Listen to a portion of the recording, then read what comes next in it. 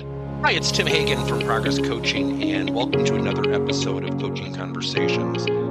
And I wanted to make you aware of something very cool that we're doing on a subscription basis, and we'll put a link in each one of our episodes. But every Wednesday, we're going to be doing what we call an audio podcast workshop. That workshop will be roughly about 14 to maybe 20 minutes per episode, with each month having a theme from a coaching model, using feedback strategically, to coaching self-awareness, and so on. So if you could look in the body or in the content description of each episode, and you will see a link where you can join this subscription. These are literally 4 workshops every month, teaching specific strategies to address a particular area of workplace coaching, as it relates, again, to things like awareness, motivation, teamwork, and what have you. Here's the cool thing. It's only $10 per month, and each month you will get a handout that we will follow along with. So we also give you a tool for you to take notes as we go through each episode. We hope you'll check it out. There is no doubt that coaching has grown, and certainly the pandemic has had a lot to do with it. And often I hear, and I still hear the phrase, well, I don't know if we're going to implement coaching. We're still needing some buy-in from our executives and our managers. Let me just make a very crass comment. There is no buy-in. You are coaching every single day. And I want you to think of coaching in the following way. It's a form of communication. So let's say we don't have time. We hear this all the time in our business. I don't have time to coach. You don't understand our industry. We're really busy. And I know I sound sarcastic right now, but it just absolutely challenges logic. Because somebody who does not have time to coach, who has an employee leave, guess what? They're going to have to interview. They're going to have to look at resumes. They're going to have to go online. They're going to have to video interview. Oh, by the way, I thought you didn't have time. We've got to quit hiding. Not everybody. Some people hiding behind, I don't have time. We need to have buy-in from our managers. Look. If you have a manager who doesn't spend time with his or her employees because they're so busy, they are non-verbally coaching their employees to say, I don't care, get your resume ready. There's a lot of jobs out there for you.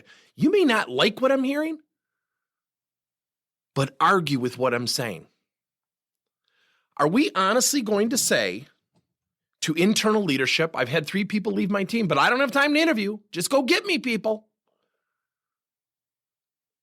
There is no buy-in to coaching.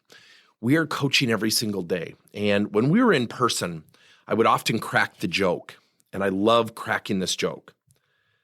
People don't go home at the end of the day and their spouse says, honey, how was your day? Nobody ever says, neutral. You know what? I didn't have a damn feeling from 8 to 5. Neutral the whole way. No positive stuff, no negative stuff, just neutral. Now, I bet you're laughing a little bit. So every single day, the way we interact, the way we communicate, the way we praise, the way we do not take the time to praise, the way we acknowledge strengths, the way we ignore strengths, the way we call people into the office for the stuff they need to improve versus the way we call people into the office for the stuff they're doing exceptionally well has an impact emotionally. See, when you call somebody into the office, and I recently just had a client do this, and I said, if you want to have fun, have your boss in the Zoom meeting. Tell an employee, I need to immediately speak with you tomorrow morning, and have your boss in that Zoom meeting. And I guarantee you, the minute your employee sees your boss, they're going to freak out. Now, I am not suggesting we have have fun at the expense of all the time or use the expense of our boss's time to do this. And what he did was he just praised this employee. And I wanted my boss to hear this. And the person that he was praising, the woman got tears in her eyes. She said, thank you so much. You have no idea how much I needed this. And then the manager's boss spoke up and said, I've been hearing nothing but great things about you. Thank you so much. Guess what happens when we have conversations with employees? That's why I hate this cliche. Well, we need buy-in. We need to find time.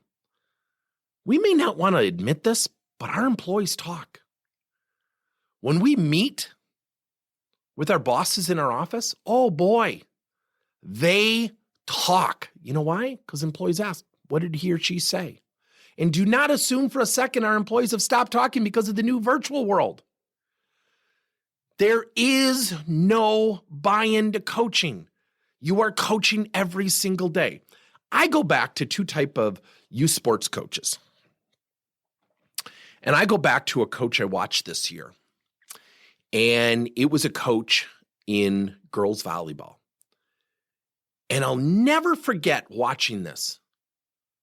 She literally said out loud, I'm going to sit at the end of the bench. I'm not coaching you. You're not playing well. And I thought to myself, what kind of a stupid comment is that? Because what you're really saying is, may not be your intention, maybe some type of motivation, maybe some type of reverse psychology. I really don't know. Yet you're talking to high school girls. Guess what their interpretation was? Our coach doesn't like us. She doesn't believe in us. She hates us. Then on the other hand, I watched a coach who high fives his kids coming off the court every single time and laughs and smiles in the timeouts, even at the most stressful of matches and times. Our communication is a byproduct of coaching. Coaching is a byproduct of communication.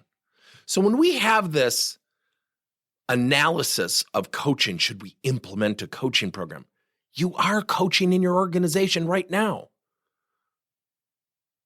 Maybe you're not formally trained. Maybe some people do it instinctually. Maybe some people do it poorly. Maybe some people do it really well.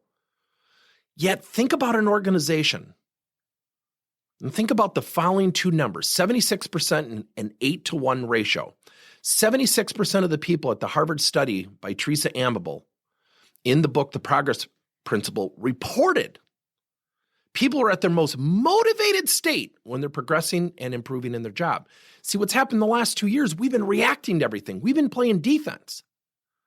And maybe we don't take enough time to acknowledge people's strengths. Number two, the Gallup organization, which does a phenomenal job, reports that people engage 8 times more when we lead with the good things. Yet, when we call employees into our proverbial boss's office, what's the employee's first response? It's usually, uh-oh, what did I do wrong? Why? Because we've led them to believe that. We have got to stop this crap about, I don't have time to coach. Great. Then please do not BS yourself in your organization that you now have time to interview. The 24-hour day doesn't change for coaching or interviewing. Buy-in. There is no buy-in. There is a cause and effect between leaders and employees.